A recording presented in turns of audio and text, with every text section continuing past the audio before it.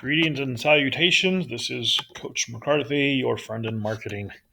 We're going to talk about the personal selling aspect of promotional mix today. That's going to finish up our unit, and we've been talking about promotion. On one, we talked about defining it in a lot of different ways. We talked about there's different stages in the product life cycle: introduction, growth, maturity, decline, and that we have different promotional purposes during each one of those stages, and maybe some more so than we have in others. So, what we're trying to do and what our goal is. We talked about evaluating your competition to see what they're doing. You got to understand what your budget is. How much can you afford? Because we're going to talk about, as we develop our promotional mix, what those different things are, what you're going to spend on which one, and how much you can spend on which one.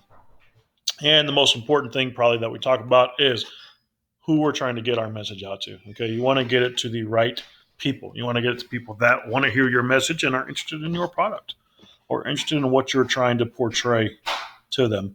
So we talk about our promotional mix and that there's 5 different ways we're going to go about doing this. We've talked about advertising, which we are traditionally going to pay for. We talk about public relations or maybe sponsoring an event, and those kind of go together. We talk about direct marketing, where we're going to send something out to Jimmy, but Jimmy might expect a little bit more service because we're directing something out to him.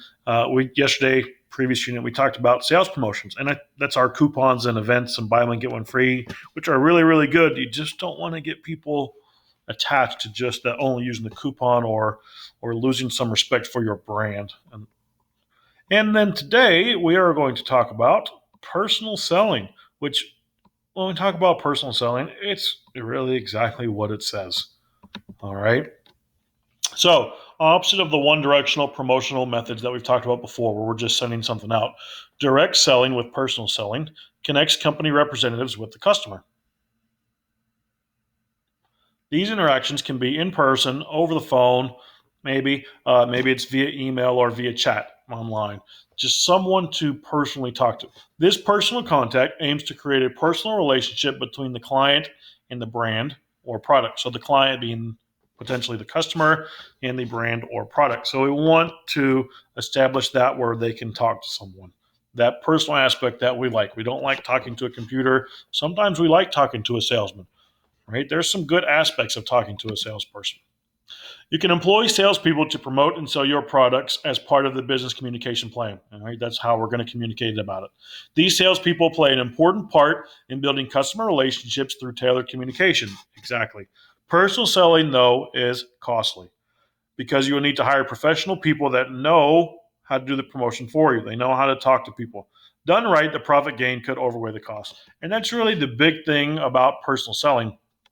You can gain a lot of sales through it, but you can also lose if your person that's doing the speaking for you is not very eloquently, can't talk to the customers, they can't tell them the right things, and they can't build that relationship.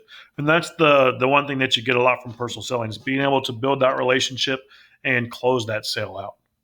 All right, they can make that connection with the customer and make them feel that this is the tool they need to solve their problem and close that out. The biggest aspect, the big drawback is you have to pay someone to do that, though. All right, and if you want quality, you got to pay for quality. So you want good salespeople, you have to pay them good money to stay around and keep doing your business for you. So the last one that we don't really have, the sixth one, and probably the best method of promotion and advertising that we'll ever have, word of mouth. The best advertisers are satisfied customers, and the reverse can also be said. When customers like or dislike your product, they tell other people about it. That is true. Okay, this is probably the most powerful form. I think most people would agree that this is the most powerful form of advertising you can have.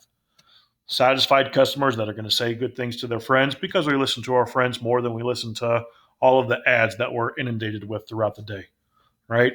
We value our friends. We value the people that we talk to. We value their opinions. If they say it's good, we'll probably believe them. If they say it's bad, we'll probably believe them. So we want customers to like our product and tell other people about it.